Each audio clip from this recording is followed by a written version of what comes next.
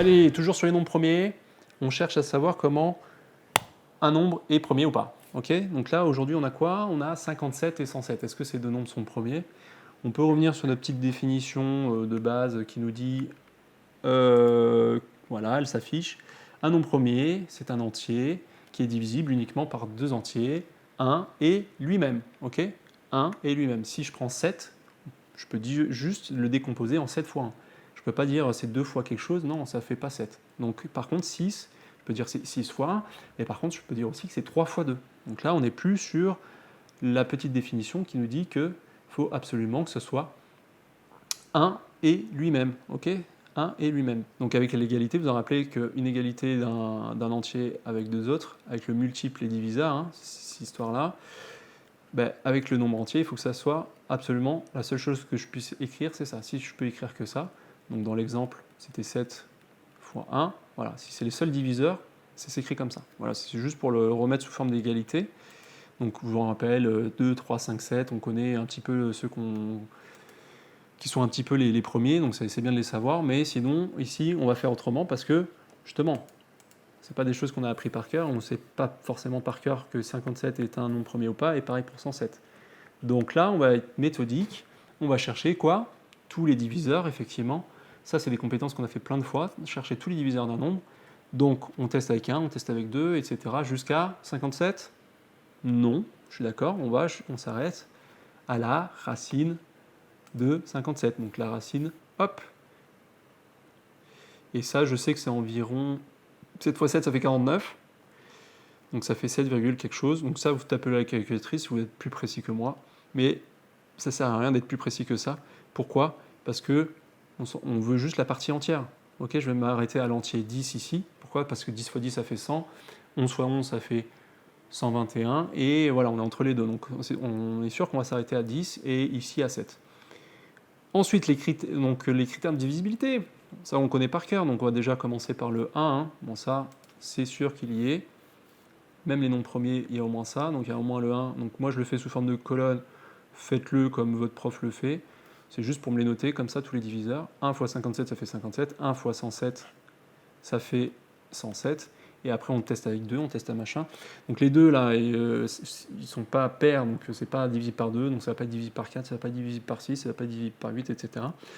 Le 3, il faut tester en faisant la somme de 5 et 7, donc ça fait 12. 12, c'est bien divisible par 3. Et comment on va chercher? Donc là, on peut s'aider de notre petite calculatrice qui s'apparaît, c'est bien ça.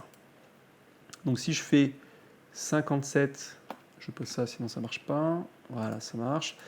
57 divisé par 3, ça me donne tout à fait, Thierry, il veut bien, voilà, 19. Ok? Donc ici, je peux me noter 19.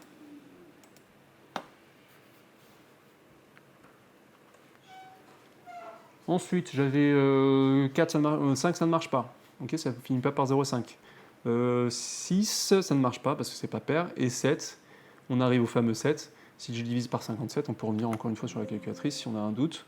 Mais vous allez voir que ça ne marche pas non plus. Donc vous voyez bien à la calculatrice, quand je tape 57 sur 7, ça me fait 8, quelque chose. Donc pareil, ça n'est pas un diviseur de 57, etc. Donc là, de toute façon, à partir du moment où j'avais 3 et 19, je peux dire non, c'est pas un nombre premier. Pourquoi? Parce que il fallait uniquement avoir 1 et 57 comme voilà, le seul diviseur, je suis d'accord avec toi.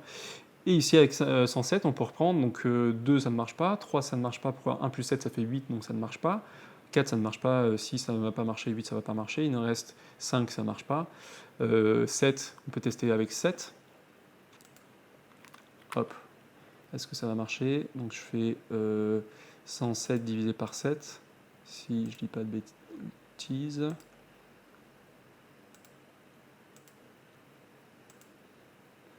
Donc 107 divisé par 7, ça me fait 15, des patates, et du coup, je ne peux pas dire que c'est un diviseur de 107. Donc il me reste 9. 9, on avait dit que 3, c'était pas divisible, donc 9 non plus.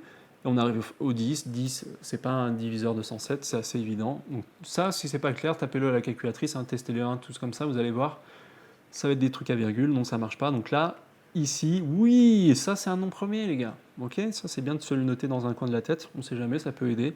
Donc voilà la méthodologie pour faire pour trouver en tout cas les nombres premiers, pour savoir si un nombre est premier ou pas, c'est toujours utiliser les critères de divisibilité. Donc pour cette compétence, il faut absolument maîtriser la compétence trouver tous les diviseurs d'un nombre. Et en ayant trouvé tous les diviseurs, à la fin, si vous n'avez plus que 1 et le nombre qui a été cherché, donc ici c'était 107 par exemple, il n'y avait que 1 et 107 qui étaient les diviseurs de ce nombre-là, donc c'est comme ça qu'on arrive à voir si c'est un nombre premier ou pas.